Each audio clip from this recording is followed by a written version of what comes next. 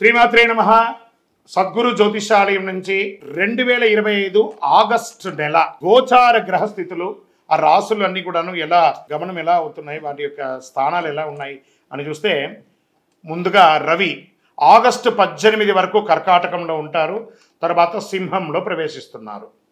చంద్రుడు తులారాశి నుండి 12 గ్రహాలు తిరుగుతారు. అంగారకుడు కుజుడు ఈ నెలంతా కన్యారాశిలోనే ఉంటారు.